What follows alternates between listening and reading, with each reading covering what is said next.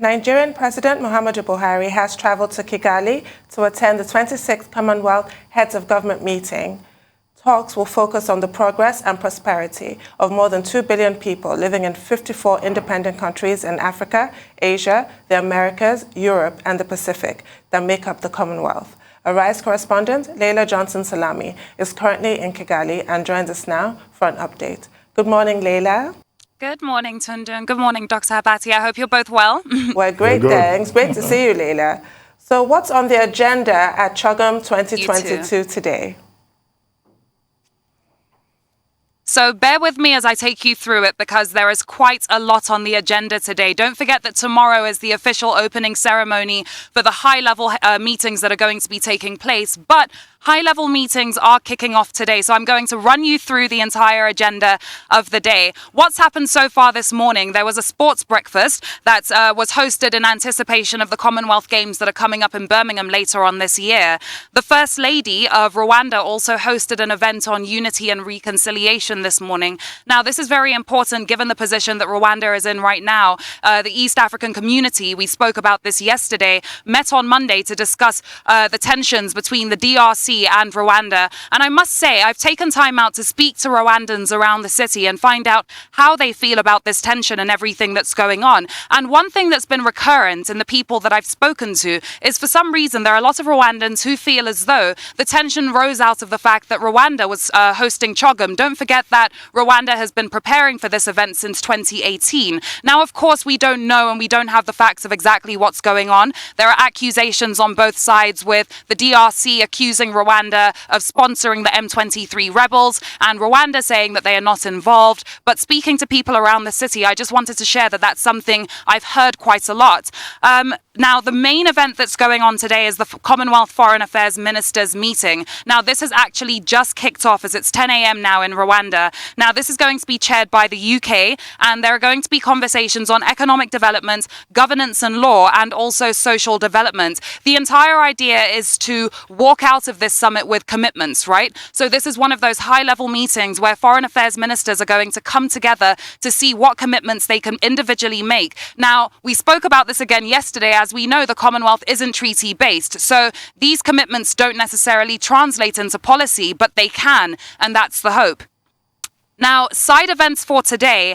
This morning, there was a high-level antimicrobial resistance event. Now, this was chaired by the Prime Minister of Barbados, Her Excellency Mia Amor-Motley, and it was moderated by the Deputy Prime Minister of Malta, Christopher Fern. And the entire idea of that particular summit was to accelerate political action for antimicrobial resistance based on the One Health approach. Now, the WHO One Health approach tells us that we are only as healthy as our environment and what's around us, and it connects humans, animals, and the environment all together. So the One Health approach to try and see how we can gain political support for antimicrobial resistance, that took place this morning. Now, we spoke about this again yesterday. A big event that's taking place today that President Muhammadu Buhari is expected to speak at is the Summit on Malaria and Neglected Tropical Diseases. Now, this is going on all day. It started about an hour ago, and it's going to be going on till 5:30. So we will be hearing from the President later on today regarding that. The entire idea of the Malaria Summit is to recognize the importance of investing in the fight against these diseases. Now, I must say, bear with me, in 2018, Commonwealth leaders committed to halving malaria across the Commonwealth by 2023. Now, that's next year. So the entire notion of the Malaria Summit is to review the progress that's been made so far and see how much progress has been made and how much left there is still to go. Okay. More events. I'm not done yet. So this morning also kicked off about half an hour ago, the summit on keeping 1.5 alive. Now, this is a huge one, an event to build momentum ahead of COP27 and to reiterate the commitments that were made at COP26 regarding the Glasgow Pact and trying to keep temperatures, global temperatures, below 1.5 degrees above pre-industrial levels. So that summit is currently taking place, and it's going to be on for about another hour and a half. People are going to be discussing innovative ways to accelerate climate finance as well. And then we are also going to be getting an introduction to the Kigali principles on carbon finance. Now, Rwanda, are trying to position themselves as a hub for green investment, as they are now trialing a new investment to credit check SMEs and their green credentials. So we're going to be finding out more about that policy today as well. I'm almost done, so sorry. One more to go. So we also have a high-level event on violence against women and girls that's taking place this afternoon. Now, it's important to note that the Commonwealth state that since the pandemic, domestic abuse has increased by 500% across Commonwealth countries. So this event is bringing together stakeholders to address how we can reduce the levels of domestic violence in a post-COVID world. And the Commonwealth Secretariat are also going to be speaking more about a No More campaign that they are launching. So we'll be finding out more information about that later on today. And of course, the Business Forum too. It's the final day and that is still ongoing. Back over to you in the studio. Yesterday, I asked you about the Commonwealth Youth Forum, another major issue, in this particular meeting. But you've talked about the People's Forum, you've talked a bit about the Business Forum. I'd like to hear a little more about the young people who are participating in this. And then, last day of the Business Forum, what can we expect?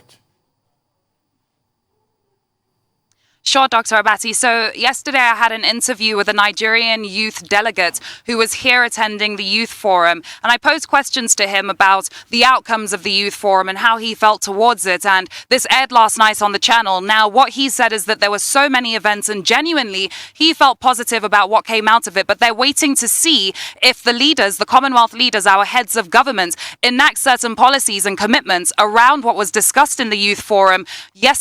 Tomorrow and on Saturday, during the high-level meetings that are going to be taking place. So it's exciting. We'll see what outcomes come from that. Loads of discussions on climate change and the environment went on during the Youth Forum. Also a lot of discussions, of course, on gender inequality and genuine issues that continue to affect the youth. This also crosses over into conversations that are happening in the Business Forum regarding how we all survive and how we all move on in a post-COVID world. So we'll wait to see tomorrow and on Saturday if any commitments are made regarding what the youth who came here have had to say and what they've asked for. On to the Business Forum, Dr. Abati, that you also asked about. So this is the final day of the Business Forum. This morning, MTN hosted a breakfast, and that kicked off the day. And from 9 a.m. to 10 a.m., so it's just finished, there was a summit on investing in Rwanda. Now, Rwanda is trying to position itself, or trying to become, rather, what Luxembourg is to Europe and what Singapore is to Asia. So this was opening remarks were given by the chairman of the Rwanda Development Board, and discussions went on about what makes Rwanda attractive and a place to trade and invest in, and what the opportunities are. So that was another high-level discussion that went on this morning at the Business Forum. Now, the president is actually due, President Muhammadu Buhari is actually due to also speak at the Business Forum today in an event that's actually ongoing right now. And that event is on future cities and sustainable urbanization. And he is delivering the keynote speech on that. So we'll hear from that shortly. This event, the event I'm talking about on sustainable cities, is a call to action on sustainable urbanization. Now, as we know, in a city like Lagos, where you and Tundun currently are, Lagos is a city that's trying to transition into a smart city. We're trying to transition into a city with green investments. So this is an important summit, or an important event rather, for Nigeria that's currently taking place. And to end the Business Forum today, there is also going to be a heads of governments and CEOs roundtable discussion that's going to be going on this afternoon. And there is also an event happening on investing in Botswana. So it's quite an exciting day filled with lots of events for the Business Forum, and it is the last day. So we'll see what outcomes come out of it. But I must say I am excited to hear more on the Sustainable Urbanization Summit. And so am I. Thank you so much, Laila, for that thorough report.